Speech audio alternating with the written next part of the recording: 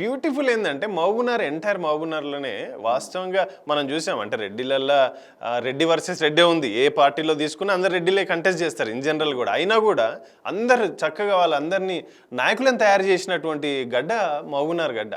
అట్లాంటి గడ్డ మీద ఇట్లాంటి రాజకీయ నాయకుడిని అయితే నాకు ఊహ ఉన్నప్పటి నుంచి ఫస్ట్ టైమే చూసి. రాజకీయ నాయకుడు కాదు ఈయన. రాజకీయ నాయకుడు ఎట్లా అవుతాడు ఈయన? రాక్షసుని తెలియక మేము రాజకీయ నాయకుడు అనుకున్నాం ఈయనను. ఏమి అంటే నేను మొన్న పోయినా మీరు అన్నారు కదా ఆ డైలాగ్ తెలంగాణ చివరస్తల అది.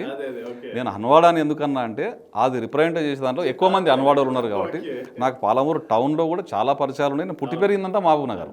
ప్రతి గల్లీ నన్ను గుర్తుపడుతుంది, నన్ను ఆశీర్వదిస్తుంది, నన్ను ప్రేమిస్తుంది. ఆ మండలాన్ని ఎక్కువ మందిని నాకు ముందర కనిపించే వరకు ఆ మండలాన్ని మళ్ళీ ఒకసారి ధ్యాస చేసుకోవాలి చేతి. ఈ మండలమే ఆయనను బతికించింది, ఈ మండలమే ఆయనను చంపాలి అన్నట్లుగా, రాజకీయంగా చంపాలి అన్నట్లుగా నేను ఆ రోజు మాట్లాడింది. చాలా మంచి పేరు. నేను కూడా ఇప్పుడు మీరు వచ్చే ముందు నేను ఒక 4-5 లోకల్ టౌన్ వాళ్ళతో మాట్లాడా. ఎట్లా సురేందర్ రెడ్డి గారు ఇప్పుడు ఏం చేయబోతారు అని చెప్పి నా నాలెడ్జ్ కోసం గ్రౌండ్ రిపోర్ట్ తీసుకున్నాను. అన్న వారు నిజంగా ఏం చేయకపోయినా వారికి ఈరోజు ఎమ్మెల్యే ఎంపీ కంటే ఎంత గౌరవం ఉంటుందో ఇంకా % ఎక్కువనే ఉంది. వారు ఏం చేయకుండా ప్రజలకు అందుబాటులో ఉంటే చాలన్నా వారిని ఎప్పుడు కూడా ప్రజలు గుండెల్లో పెట్టుకుంటారు.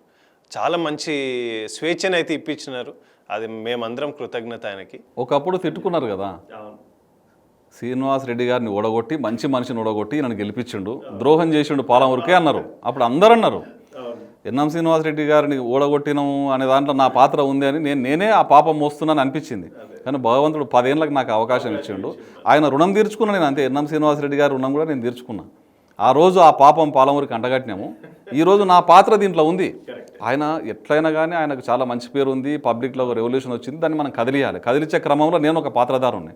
ఎప్పుడే కానీ నేనే అంత చేసినా అనుకోకూడదు. చాలామంది దీంట్లో కష్టపడ్డోళ్ళు, సర్వనాశనమైన వాళ్ళు, ఆనంద్ గౌడ్, అమరేందర్ కుటుంబం, ఎన్పి వెంకటేష్, రాజేందర్ రెడ్డి టీఎన్జిఓస్ అధ్యక్షుడు, ఇంకా చాలామంది చాలా కష్టాలు పడ్డోళ్ళు, ఇంకా కొంతమంది బాధితులు.